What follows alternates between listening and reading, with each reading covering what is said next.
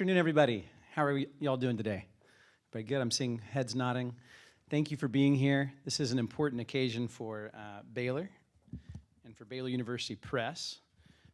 I am the interim director of Baylor University Press.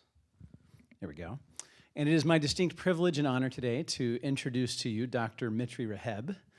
Dr. Raheb is visiting the States right now from Bethlehem in Palestine, and he is here in Texas as a part of a book tour and a part of the opportunity to be at the American Academy of Religion conference this coming weekend. And we were lucky enough to snag him on the front end of that for a lecture on his recent book, The Politics of Persecution. He's going to be speaking about that topic in just a few minutes. The plan is that we are going to go for about 45 minutes, and there will be a little bit of time in the after part of that for you to do some Q&A. So if you have questions, please do jot those down, save them for the end. I'll call on you, and please do make sure that your phones are on silent if you haven't yet set that setting. Dr. Raheb is the president and founder of Dar al-Kalima University in Bethlehem. That is a really impressive institution, and it's focused on liberal arts. He is the author of more than 40 books that have been translated into 13 languages worldwide. He's a frequent speaker on campus and church and university campuses. And so as a part of that, he gets to come to places like Baylor University, although this is his first time here on our campus. He's the co-founder of Bright Stars of Bethlehem, and we are joined today by Chris Doucette. She's the executive director of that organization. Wave your hand, Chris. They are the fundraising arm of the university in Bethlehem. And he is also the recipient of the German Media Prize, which is a very prestigious prize that is often awarded to ex-presidents and heads of state for his work on peace in the Middle East. And so we are very pleased to warmly welcome you, Dr. Raheb, to the stage. Thank you for being here. Afterwards, everyone, there will be a book signing in the lobby. And so if you have the opportunity to grab a discounted book, we're selling them for $5 off, and he'll give you an autographed copy as well. Please warmly welcome Dr. Raheb to the stage. Thank you. Thank you for being here. Yeah, thank you, David, and good afternoon. It's a pleasure and an honor to be with you all, and I'm glad to have this blend of faculty and students this afternoon. Great to be at Baylor. I know many friends who graduated from here, did their graduate studies here, and so finally to be here and to walk a bit on the campus and to get a sense of the place and to taste the food, which was excellent, by the way, is great. So what I would like actually to do is to give you just a taste of the book with maybe some highlights from some sections, because at the end of the day, you have to read it if you want really to grasp the book. Now, you will find that this is just that I use always three. So I'm a pastor originally, still a pastor, and so when I preach, I used to use always 3 points. But here you will see it's 3 points multiplied by 4. So. Yeah, because it's, you need to cover like a whole book in 40 minutes. That's a challenge. And so allow me to start with 3 comments, okay? The first is the Christians in the Middle East are indigenous. I mean, that is the cradle of Christianity, right? I mean, Jesus was born in Bethlehem, Palestine, not in Bethlehem, Pennsylvania. Just to make sure, right? And the Bible did not originate in the Bible Belt. Thanks God, imagine, right? It really came out of Palestine. And just to make sure, because often people think it was missionaries in the Midwest who brought the gospel to Palestine, but it was actually the other way around. And the other remark is that I don't like the term Middle East, and yet we used it in the title or in the subtitle, because, you know, if you are in the US, it really doesn't make a sense.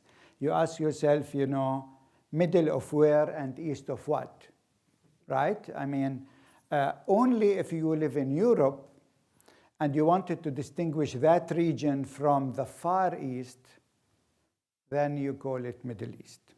And so it's a colonial construct, actually, from the 19th century.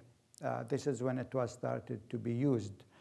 But also it shows that the region is still actually struggling to find an identity. So right now, I myself, I use like more West Asia and North Africa instead of Middle East. Palestine is West Asia. So when I speak at Chinese universities, I try always to remind them that Jesus was Asian, not European. And the third one is that when the subtitle talks about Middle Eastern Christians and an age of empire, really we deal with three empires, if you want. It's the Ottoman Empire, the British, and French. But even though in a post-Second World War era, we don't have, you know, explicit colonialism, and still the region actually still suffering under subtle colonialism. And Israel today is considered maybe the last active settler colonial project in the region. So this is what basically what I'm talking about. So this is just to understand the title and the subtitle of the book. So let me move to the thesis that I deal with in the book, and again, cut into three parts. Before doing that, you know, this whole issue of persecution, I started to become aware of it after 1995. Why 1995? 1995, the Palestinian Authority was established. And the Palestinian Authority took over Bethlehem on Christmas 1995. And since that date, I started noticing that European and American media channels and outlets started talking that the Christians in Bethlehem are persecuted. And when they say persecuted, they meant they are persecuted by Muslims. So that was actually the discourse that started to become the dominant discourse in Western media. And I started thinking, why 1995? And we did the first research like 1998, looking at all newspaper, European and American newspaper, and how they were dealing with this issue of Christian persecution. So that's the background. So my thesis is that Christian persecution is a Western construct that says more about the West than about the Christians in the Middle East. Okay? So what is meant with Christian persecution usually is that the Christians are persecuted by Muslims. But again, my thesis is that this is a perception rather than actual description, and there is lots of politics behind it. The second part of the thesis is that the politics surrounding the notion of Christian persecution has been leveraged by the West and by the Christian evangelical right, not out of love to us, but to advance their own agenda, especially their own Islamophobe one. And so the Christians in the Middle East have been living there for 14 centuries with Muslims. It wasn't always easy, but it was always possible. And so this perception that we are persecuted by Muslims is something that I'm questioning. And I asked the question in the book, was that the case? When was it the case, if at all? And you will see I have like two main contexts where I speak about persecution, but the rest is really perception rather than actual description.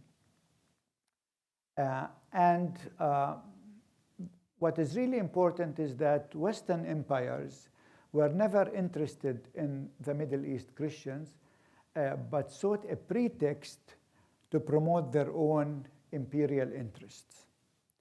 So over and over again, Middle Eastern Christians were sacrificed on the altar of Western national interests.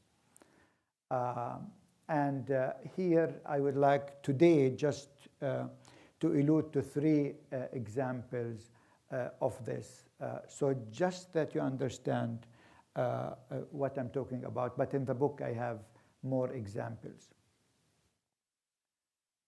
What is maybe important if we think of the first, I mean, the book deals with the last 200 years, so I'm not starting at the time of Jesus, etc., just the 200 years. Basically from the time of Napoleon's invasion of Egypt. That's basically the starting point of my research.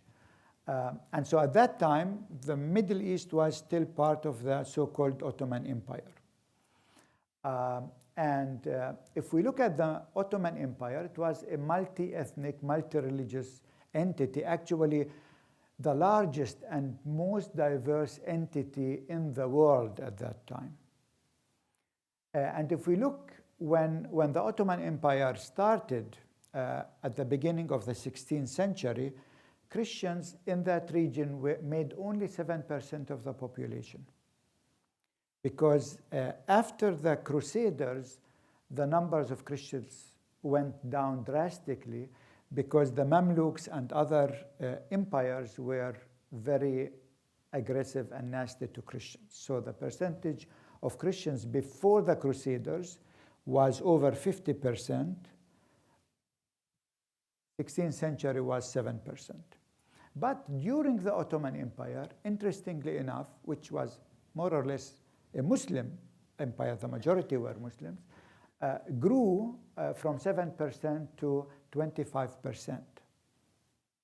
That is really interesting if you think that today the percentage of Christians are dwindling. But under the Ottoman Empire, they were increasing. And by the way, the Ottoman Empire in history in the last 100 years was dealt with really very negatively because under Arab nationalism, the Ottoman Empire had to be like the bad guys.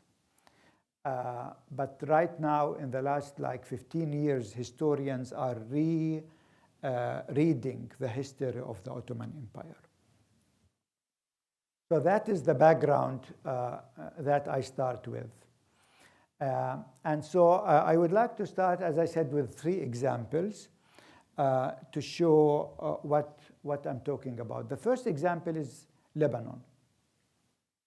Lebanon, 1860. This is a very famous year for people who know the history of Lebanon. Because in that year there was this is how it started. What was it? Was it a civil war or was it a massacre? How would we describe it? Usually it's described as a massacre of Christians because it was really a clash between the Druze community, which is a Muslim community, and the Maronite community on Mount Lebanon. The Maronites are Christian denominations related to the Catholic Church. And so in that year, over 20,000 Christians actually were killed, massacred. And the Western media, British media that I looked at, portrayed the Druze as animals and the Christians as the victims. Though actually, it was Christians who started this whole thing. But if we look at the geopolitics of that region, at that time, the British were siding with the Druze and arming them, while France was arming the Maronites. There were two empires, actually, using two communities in Lebanon for their own political ends, because they wanted to have... and so this is how British media that year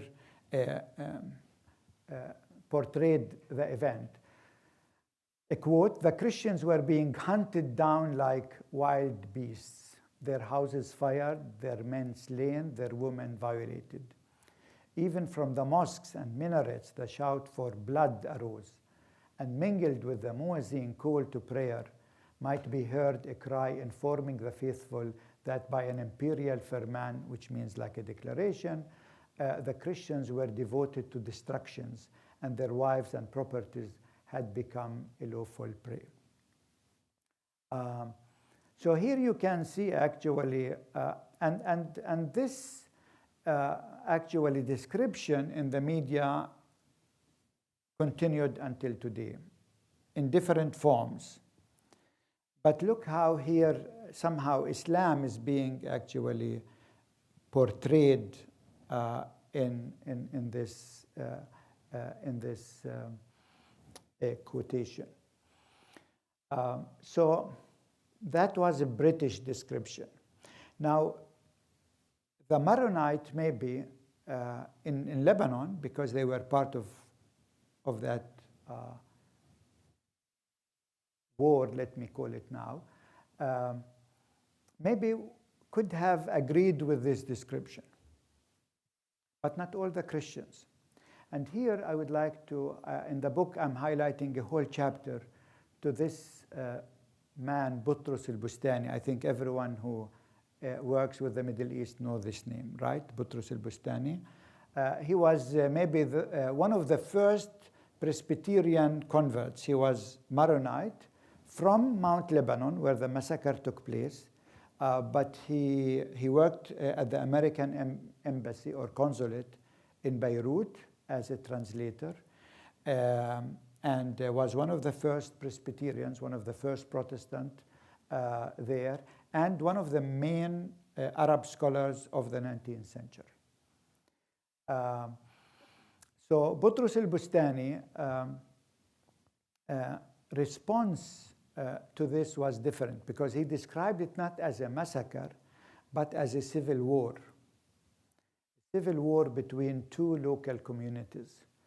And so in that year, he wrote pamphlets, and he called these pamphlets the Clarion of Syria. He was publishing them like on weekly basis. And this is just one quote where he was addressing both communities, saying, "You drink the same water, you breathe the same air, the language you speak is the same, and so are the ground you tread, your warfare and your customs. You may still be intoxicated from drinking your compatriots' blood, or disoriented by the calamities you have suffered. But very soon you must wake up from this stupor and realize the meaning of my advice and where your welfare lies."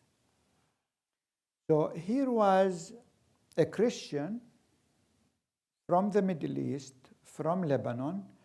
His community experienced this massacre, and yet he was actually trying to explain what happened, not as a Muslim like attack on the Christians, but a civil war between two communities. and at the end of the day that the two communities actually belong together. And so this is a very important feature throughout the history in the Middle East, that the Christians were always calling for an inclusive society, not a sectarian society. So the empires, in this case Britain and French, were actually supporting the sectarianism of the region. So the British supporting the Druze, the French supporting the Maronite, really supporting sectarianism at the end of the day. The Christians were actually always trying to be and to fight towards an inclusive society against a sectarian reading of the context. That's a very important thesis, basically, that I show through the different examples I give. I hope I was able to make myself clear so quickly. A second example is the Armenian Genocide. Between 1880 and 1917, over 1.5 million Armenians and Assyrians were actually killed and massacred by Turkish nationalists. Those of you who know a bit about the Armenians, if you say Armenian, that is a nationality and that is also a Christian denomination at the same time. So you cannot split. There is no Muslim Armenian. It doesn't work. So if he's Armenian, then he's a Christian. Okay? But Armenian, it's not only a Christian identity, it has a national connotation. And so in 1908, a new Turkish party came to power, the Young Turks. These were actually nationalists. Started as a nationalist party, but with time, for political reasons, they blended their Turkish nationalism with Islam. And you know, the worst thing that can happen is if you blend nationalism with religion. I'm not going to go deeper into this because in Texas you are the expert in this, okay? You know what I'm talking about. So this Turkish nationalism collided with the Armenian nationalism, and this actually led at the end to the genocide. Here I looked actually at Germany, another empire. They were not really involved directly in the Middle East as an empire, but they were the allies of the Turks in World War II, of the Ottomans. And the Germans actually were very well aware of what was happening to the Armenians. So did they do anything to come to support the Armenians? Not at all. But the German complicity is really interesting because the German emperor was not only the head of the German empire, I'm talking about William II, but also as the king of Prussia, he was the head of the Protestant church in Germany. So he was basically the superior bishop, if you want, of the church in Germany, as well as the emperor. And so, as the head of the church, if he is really interested in the Christians, he should have come at least to tell the Ottomans, please be nice to the Armenians. He did not do that. In fact, the emperor gave clear instruction to his generals, and here a quotation from a letter he sent to the generals, not to interfere in Turkey's internal affairs. Okay? Referring to the Armenian question. The German ambassador at that time in Istanbul, Baron von Wagenheim, gave an explanation for this German stance, writing, Germany must be especially careful not to antagonize the Turkish government. Otherwise, we run the risk of jeopardizing our goals in Turkey, our national interests. And another when asked to indicate displeasure to the Turks over the Armenian Genocide, the German Chancellor, Theobald von Bethheim-Hollweg, made it clear, our only aim is to keep Turkey on our side until the end of the war, no matter whether, as a result, Armenians do perish or not. And so you can see this over and over again, actually, how empires were using the issue of Christian persecution, if at all, to advance their national interests, but really they never ever actually did anything to protect Christians. So that's the second example. The third example is between the two world wars. Because the two empires, Britain and France, dismantled the Ottoman Empire and divided the region between them, creating a mandate construct to suit the interest of both powers in a sectarian fashion, against the sectarianism. So if you look today at the Middle East, how the two superpowers actually constructed it, they constructed Lebanon as a country with a Maronite majority. So here, starting 1918, we start to hear about minorities. The issue of minority became the reason for empires to interfere in the region. And this issue of minority became actually an issue in the United Nations. It wasn't yet the United Nations, it was the League of Nations. This is when they introduced in their charter that one of their aim is to protect minorities. And protection minorities was the pretext to interfere always and in the politics of the region. Syria, which came under French mandate, and the French, they have this laïcité, which is like a full separation of church and state, not like the US, not like Germany. They introduced in Syria the most sectarian concept by dividing Syria into 4 sectarian provinces, 2 for the Sunni Muslim, 1 for the Alawites. This is where Assad comes from, and 1 for the Druze. And the British declared Palestine as a Jewish homeland, again, the sectarian language. Although 95% of the inhabitants of Palestine were not Jews, they were Muslims and Christians. But again, they introduced this sectarian language, a Jewish homeland. I always love to take Jerusalem as an example. Until 1928, there was one municipality in Jerusalem with Christian Jews and Muslims running the city. 1928, the British came and said, it's not good to have one municipality. Let's divide into 2. So we'll do one for the Arabs, with Christians and Muslims running the east part of the city, and we do one for Jewish, for the western part. I was talking to one of my colleagues over lunch, and he mentioned that he stayed at the Armenian quarter and at the Christian quarter in Jerusalem. And I said, even this language was created by Britain. Today, everyone thinks that Jerusalem is divided into 4 sections, 4 quarters. This whole talk about the 4 quarters of Jerusalem is a British invention of the 19th century. You will not find that in any previous, actually, texts before the 19th century. So you have always this sectarian language which was introduced by the empires, and the minoritization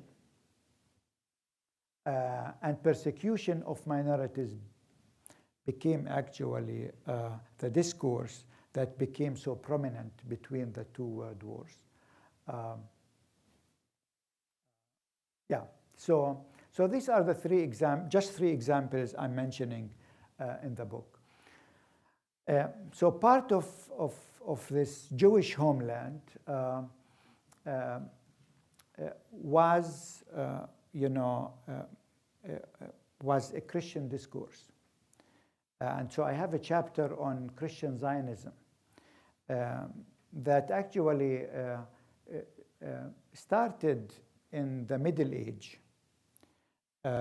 Actually, one of my friends did his PhD here at Baylor on Christian Zionism in the 16th century. This is where he traced the beginning of Christian Zionism. But especially in England in the 19th century, this is when the discourse actually became influential into the politics, British politics, which led to Balfour, the Balfour Declaration promising Palestine as a Jewish homeland, though the Jews made only 5% of the population. Again, the sectarianism of the region. And this continues all the way until today.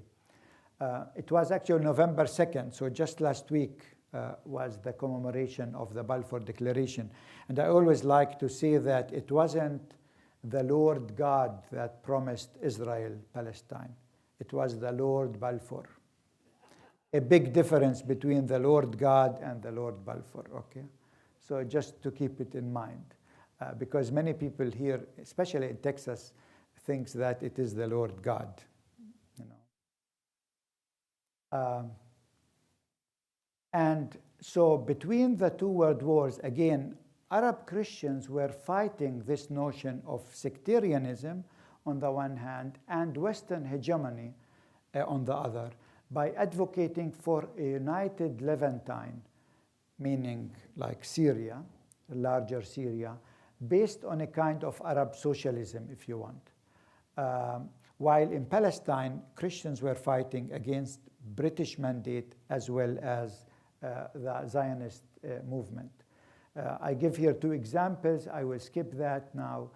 Michel Aflaq and Anton Saadeh, who really talked very much about it. But again, Christians were fighting sectarianism. But, you know, it would be very easy for a Middle Eastern scholar just to blame everything on the empires.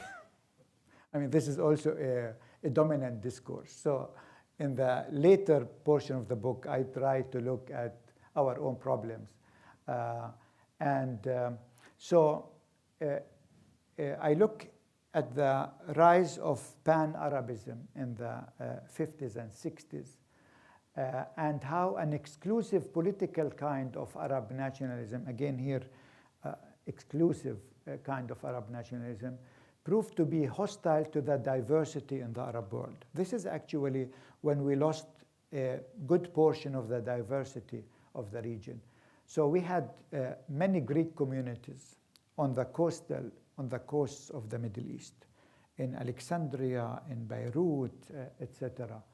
They were gone under Arab nationalism. They didn't feel anymore at home there.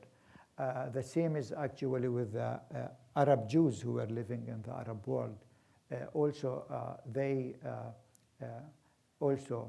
were not anymore there, and many other groups. And also this affected the Christian churches, because many of the church institutions were nationalized. So they took them away basically from the churches, especially in Iraq and in Egypt. But also there is a chapter on the war in 1967. You know, the war of 1967 was devastating, not only because Israel took over the rest of historic Palestine, but because the discourse changed. So from pan-Arabism changed actually to different kind of religious sectarianism. And if you look carefully, you will see that after 1967, there was a rise of Jewish Messianism. You know, you have all of these crazy Jewish settlers who wanted to settle in the West Bank, to colonize the West Bank, which is the problem, big problem today. You have this Islamization, political Islam that was triggered actually with 1967 war, because Muslims were asking themselves, I mean, how come that this tiny Jewish state, Israel, was able to, you know, be victorious against these Arab? If we believe that God is greater, why did we lose the war? I mean, so that was really a very difficult issue to deal with. And so this led to Islamism, or I call it here Islamic fundamentalism. And the Christian Zionists, they experienced really, a rebirth, because some of them saw the angels, literally fighting on the side of Israel in the war, in their imagination, so this is what you will hear preachers here in Texas actually talking about.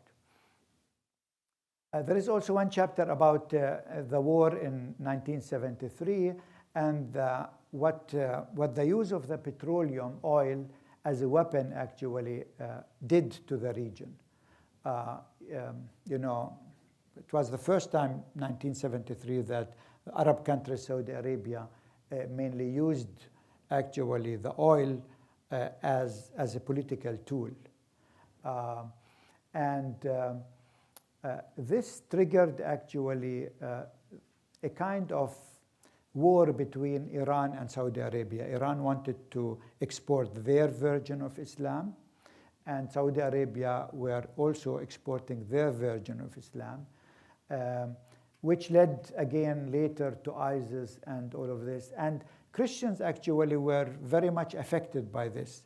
They weren't the target, but they paid actually collateral damage, if you want, from this war, and they are still paying collateral damage. And this continues after 9/11. However, it's interesting if you look how, because this was triggered, Iran was the 1979, the revolution, right? And so we see that in the 80s, many Christian initiatives were started in Christian-Muslim dialogue. So the Christians again felt that their role is to work towards an inclusive society.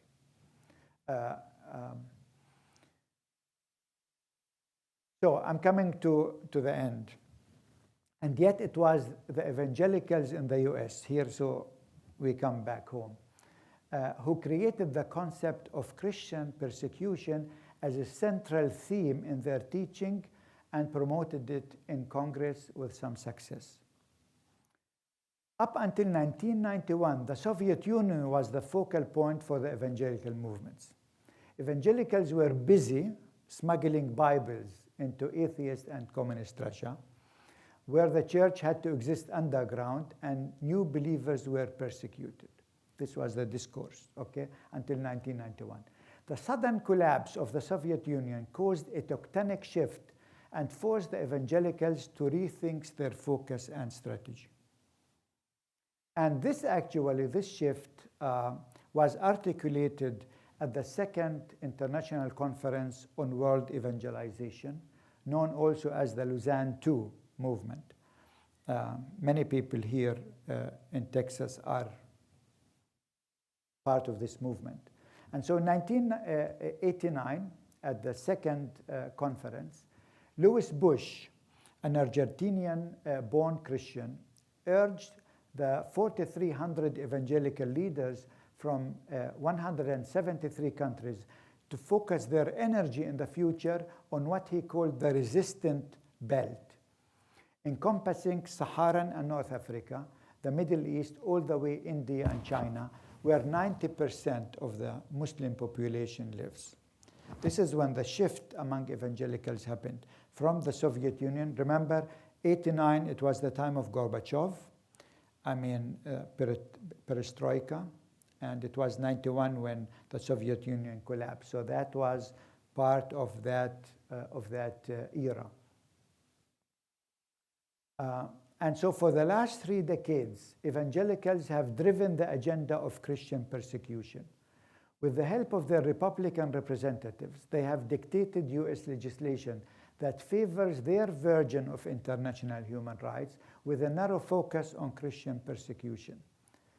The election of President Trump and his evangelical vice president, Catholic evangelical vice president Pence, in 2016 brought the issue of Christian persecution back into focus. And in the epilogue, I talk a bit more about Vice President Pence and his agenda with the Christian persecution.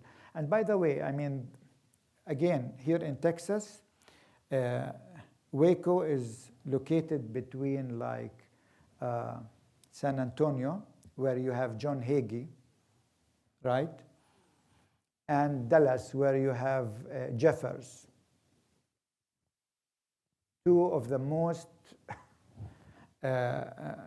biggest advocate for this kind of teaching.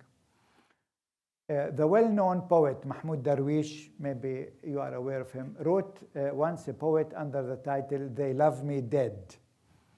And really this poem referred to the Arab world that portrays Palestinians as martyrs.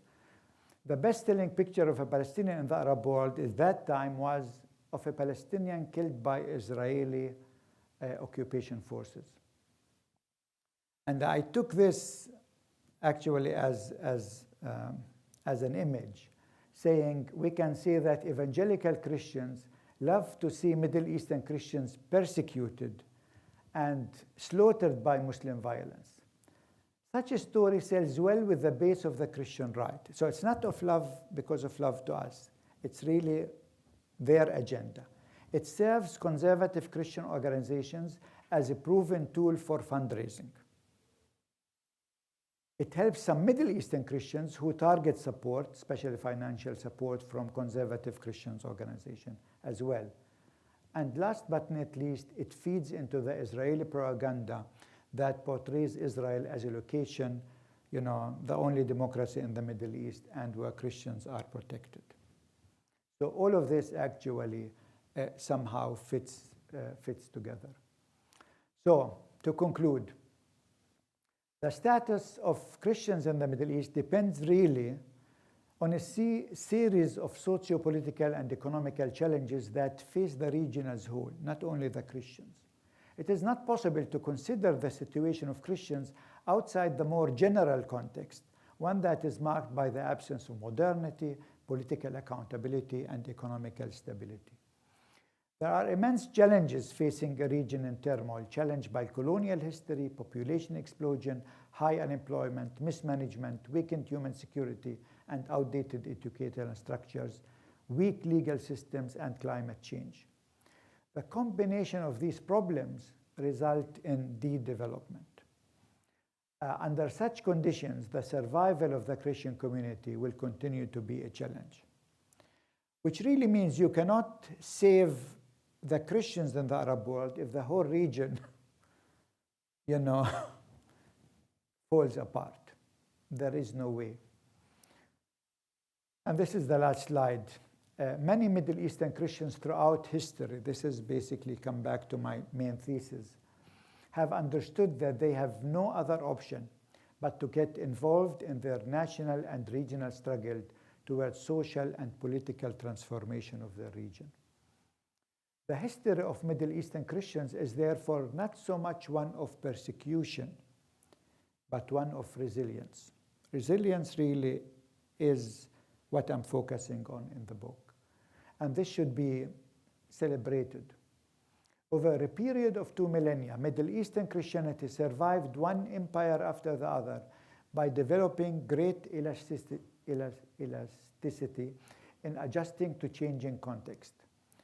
Christians learned how to survive atrocities and how to resist creatively while maintaining a dynamic identity.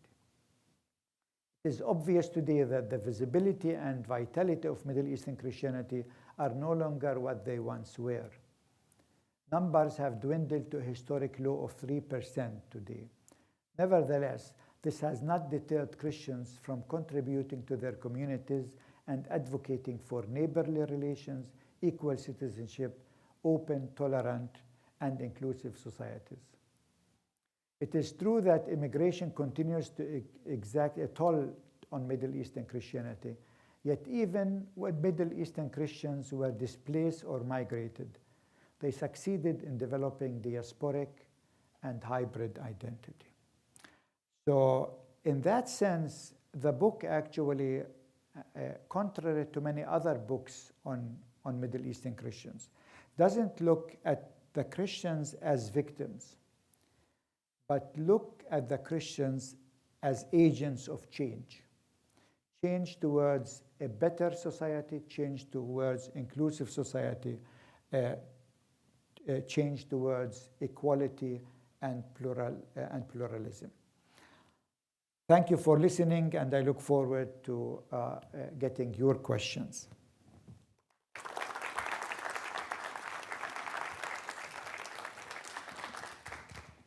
Thank you so much, Dr. Raheb. We have a few minutes to open the floor up for some questions. We have a unique opportunity here to speak with someone who has come from the Middle East to speak to us here in Texas today. I'll start the conversation off with a question I have.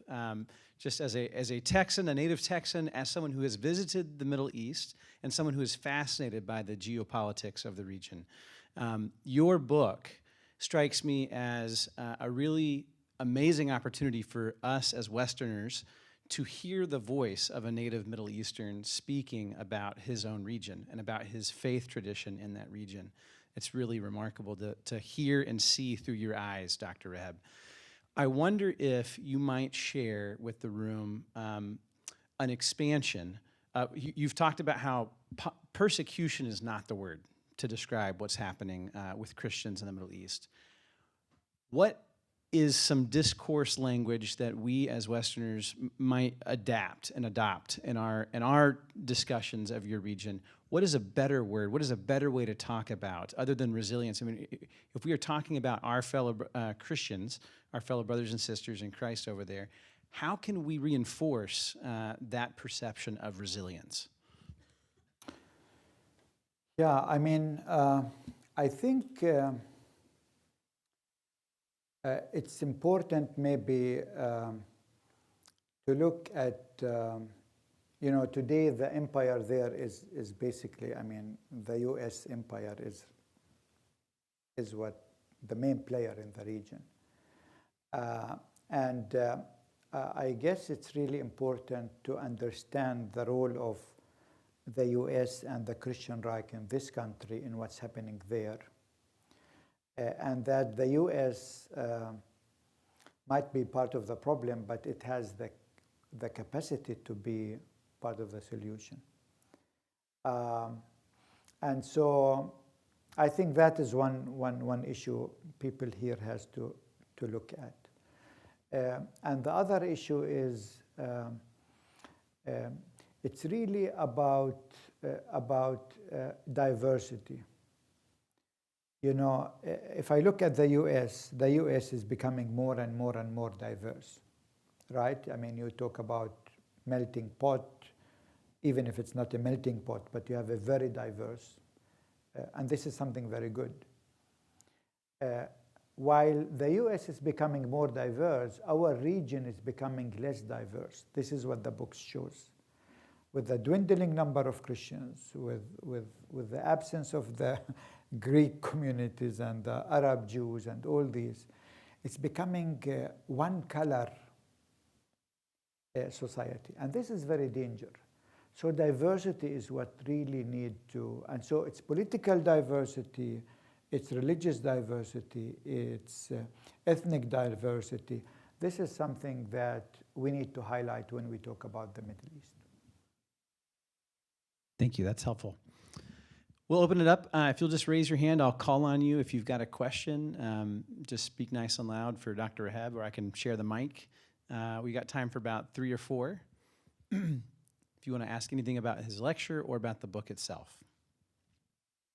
Yes, Bill.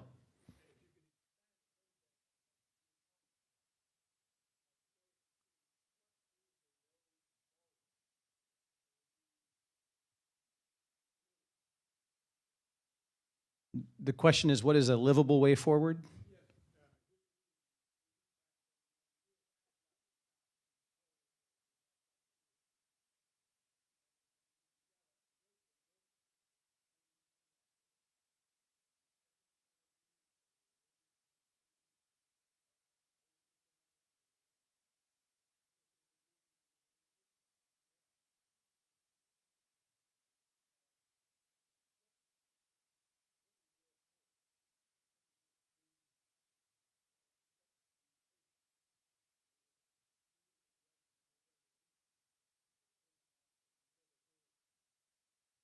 Right. I mean, I wish I had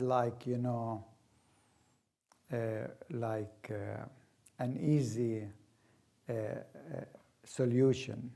Uh, uh, but I think what is really important, for example, one important thing, since we are here at Baylor, is education.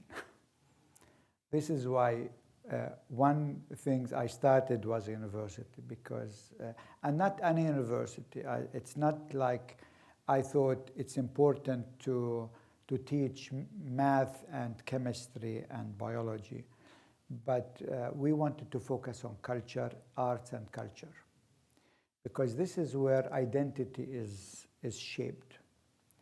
But also this is what makes life livable. Especially if you deal with all of this trauma, if you are always under pressure, it's so easy to become, I mean, you lose your sanity, very easily. And so it's really the arts and culture that brings some hope and healing, but also new ways of expressing your identity. Because I believe that, with the religious discourse and the political discourse that we have, we are stuck. There isn't anything new that you can say. But art present a tool that you express new ideas. And for me, that is one way where I thought we can make a difference. Because at Bright Stars of Bethlehem, our organization here, our tagline is hope is what we do. Most people in our region think hope is what we see coming at us. It's the US fixing the problem. It's this and that. And so you always are waiting for something to happen. For me, hope is what we do. So the change will not come unless we ourselves become agents of this change. And education is just one, but for me that was a main issue. And so at Baylor, I think this is something that you can relate to and that we can celebrate maybe together.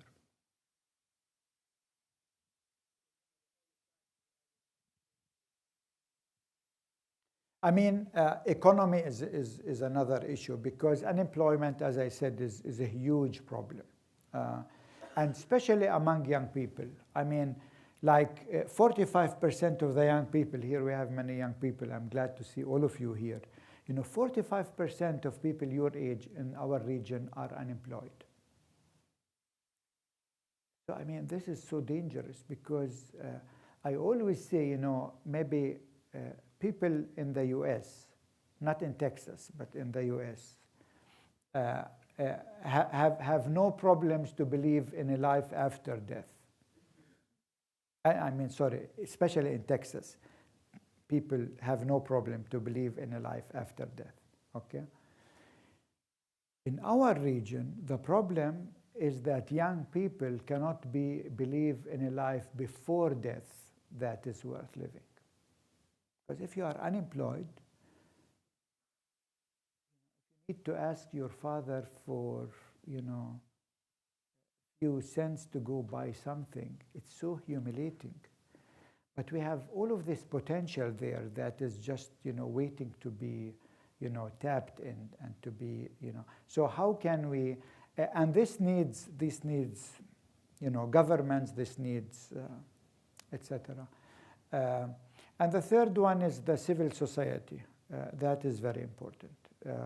So we need a vibrant civil society, because without a vibrant civil society, you are stuck with all of these political structures that are not only outdated, but are really totally mismanaging the region. Thank you. Other questions?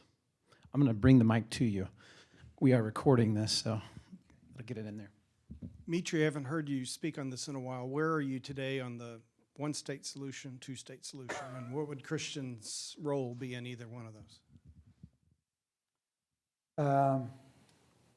Yeah, there is this discussion always, this like almost a fight, two-state or one-state. I think it's a waste of time because I don't see a two-state or a one-state coming. The problem is we are in this limbo. It might be, I always say, it might be too late for a two-state solution, but too early for a one-state solution. So what we are living right now in is we are stuck with a system of apartheid and settler colonialism. And this is dangerous not only for the Palestinians, I think it's also dangerous for the Jews themselves. This is not a good recipe for the future, and definitely not a recipe for stability in the region. So having said that, if you follow my presentation, you would think that a one-state solution with the diversity comes closer to what I'm talking about in the book. Because for me, diversity is something very positive. I don't want my grandchildren or children to live in a segregated societies or segregated neighborhoods or gated communities where the Christians have a gated community for themselves, but where, Christian, Jews, and Muslims can live as neighbors and really celebrate their religious diversity and don't see it as a problem, but as something that we have been, living with for centuries. That was the identity of the region, as I tried to explain. Thank you.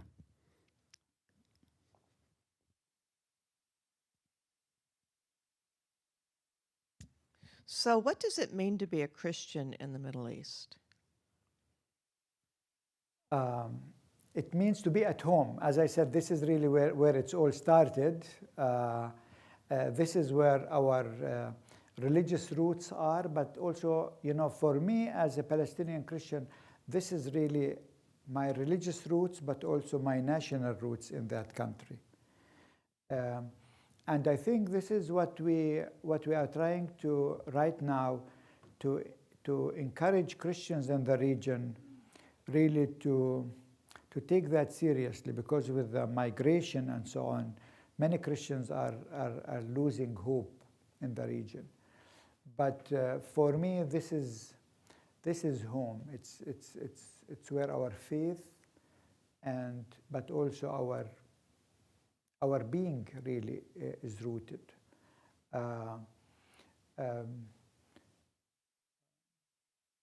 Yeah, I'm not sure if that answers your question, but at least maybe, yeah, please.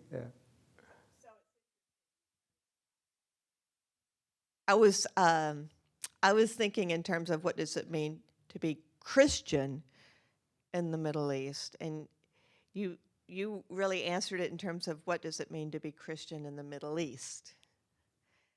So maybe I'll put the emphasis back on the other side.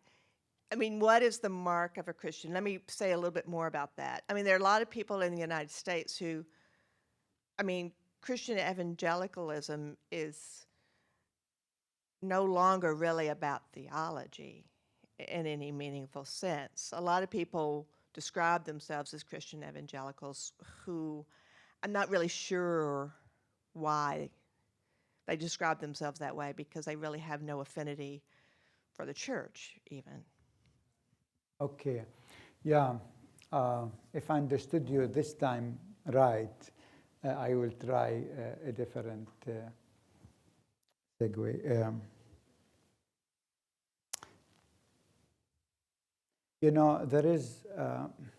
There is another book previous to this that I wrote called The Cross in Context, Suffering and Redemption in Palestine. And what I do there is I look at the Bible, or not the Bible, I look at Palestine in the 1st century, and I look at Palestine in the 20th century. And one important element of identity I see is the cross. And this became clear to me, I was sharing this over lunch, when we did a competition of paintings. We challenged Palestinian artists to think of Christ in the Palestinian context. It was interesting that all Muslim artists had Jesus on the cross in their paintings. The Christians didn't have the cross, but the Muslim all had the cross. I was thinking, why this? And it dawned to me that if you want to have one symbol that really tells the story of the Christian community, it is the cross. But not the cross in terms of victimhood, but the cross in terms of, if you want, of redemption. I think this is what Christianity means in that context. And this is, I think this is how Christians today would understand their identity in that region. And that has been our story, actually, along the way. On the other hand, maybe just to add something to it, as a theologian, as a Christian, now I'm talking, this is my personal view, not the dominant view, is that I believe in that region, but not only in that region, I guess that is also true for Texas. We have too much religion. So sometimes I feel that, God is saying, I can't handle that much religion. Give me a break. So if God needs a break from this kind of religion that I talked about, so which really means part of the Christian identity today, as I understand it, is, and this is different than here, is to advocate for a less religious society. Not necessarily secular, but yes, more secular, because we have too much religion. I was talking about the difference between Christianity in Europe and Christianity in Palestine or in the Middle East. Christianity in Europe tends to be more conservative. And I said, maybe because the society is going on such a quick pace. Everything is changing so quickly that the church thinks they have to put their foot on the brakes. In our region, everything is so slow, So the Christians are actually giving gas because they want a quick change. So there is maybe these two elements, the cross on the one hand, and this notion of, of change, of a less religious society. I think these, and you can see this throughout the 200 years. Really, Christians were calling more for a less religious society. It's a bit interesting, but. I've got one back here in the back row. The first question I had was, what would you define persecution? And then the second question I had was, we talked about solutions in education, in the two-state solution, in the unemployment, all these problems. And I'm just wondering where you think Christ fits in all those. Where do you see Jesus in fixing those solutions and being on a personal level with people in the Middle East? Yeah, thank you. What I mean with persecution is that people are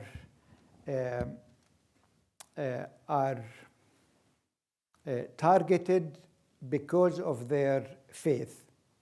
This is how I define persecution. Now, is Jesus is the answer? You know, there is this song, I'm sure you know it. In our region, they say Islam is the answer. You know, that's, you know. I mean, for me personally, I would say Christianity was an important part in not only in my upbringing, but how I understand life and how I understand society. And it gives me always the power to not to give up. So that's how I experience the importance of faith for myself. But it's not like, you know, like Jesus is the answer. He might be the answer for me, but it's not like this is the slogan that is going to change the world. It's really what we need are people who understand that their call is to be agent of social change and of you know, committing themselves to reach out to those who are marginalized in society.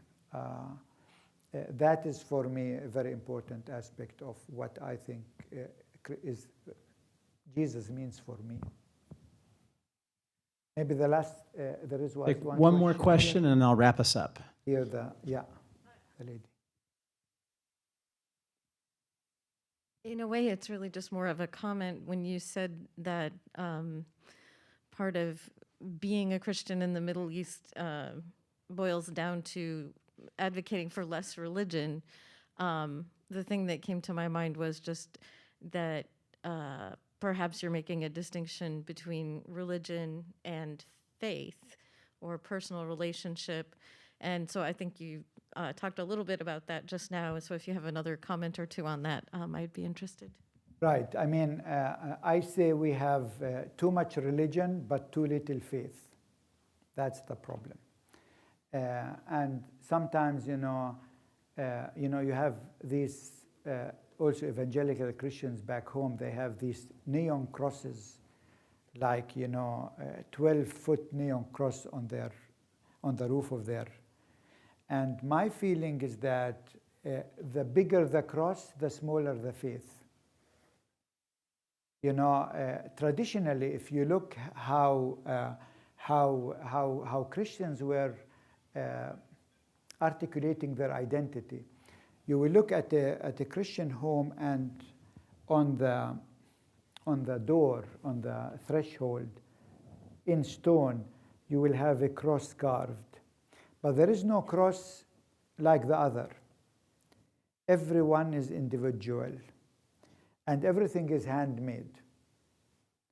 This is what I think was really a healthy understanding of Christian identity. But this neon Christian identity, imported from Texas or something, I don't think is really what we. Sorry, I mean, you think I'm totally against Texan. No, I love people in Texas, but I have few of the religious leaders here that I have problems with. So it's not your problem. So forgive me.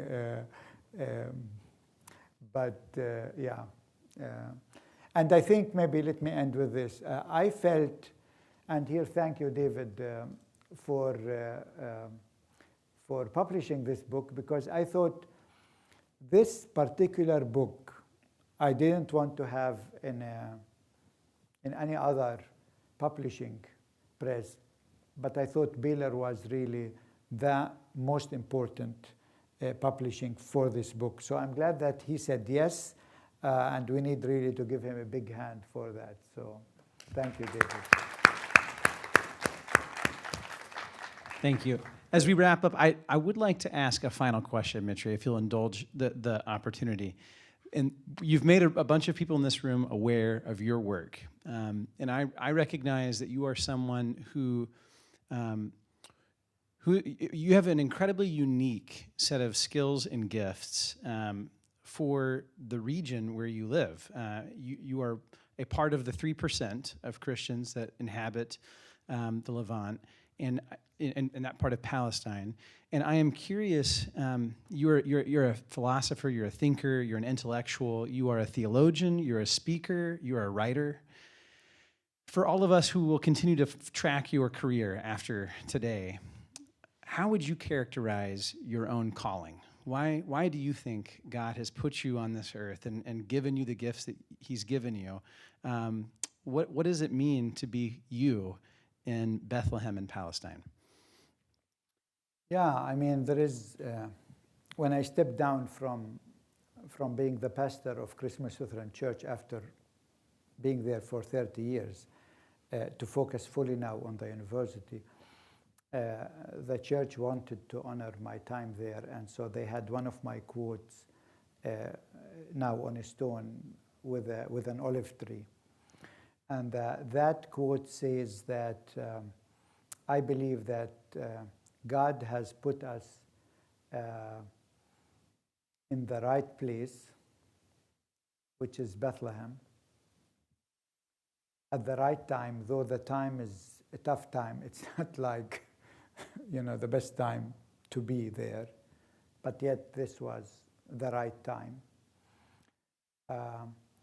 With the right people, and here I'm talking about staff, but also friends, also here in the US, who support our vision and mission, and with the right message.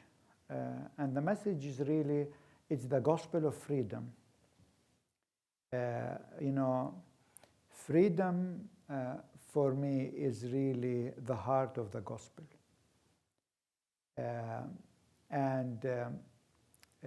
Maybe we have 47 colleges and universities in Palestine. But the one university which, where really the freedom is almost sacred, is Dar al-Kalima. And this is actually out of my theological conviction. So people think, sometimes, the pastor might like, can we do that? The only one in Palestine where you can do everything possible, almost, is Dar al-Kalima. Speak your mind. Because for me, that's our calling. And we have to exemplify that. I don't like to preach about anything that I don't think I can live it. And our church in Bethlehem knew that, if there is something I cannot live it, I will not preach about it. And so that is for me what my calling is at that place in this time, and no other gospel. Thank you for sharing that. Give a round of applause, please, for Dr. Raheb. Thank you again for visiting Texas and speaking to us on our campus. It's been an honor. Following this presentation, I would encourage everyone in the audience to do 3 things. The first is swing by the table out there and check out the book, buy a copy. You won't find it anywhere cheaper. It's a $20 bill. And the book is easy to read. It's very digestible. It's very accessible. And as I said, it's really one of the only places where you will hear a native Palestinian, a native Middle Eastern Christian speaking with their own voice about the geopolitics of the region. The second thing I'll encourage you to do is to go check out Dr. Raheb's website, mitriraheb.com, is that right? .org. mitriraheb.org. There's a lot of resources that talk about his work and his ministry and his university in Bethlehem. And the third thing I would encourage you to do is to go check out the website for Bright Stars of Bethlehem. That is a phenomenal organization that supports the work of Dr. Raheb and Dar al-Kalima University in Bethlehem. Thank you for being here, everyone. We are happy that you were able to make it, and blessings as you go on to your lives this evening.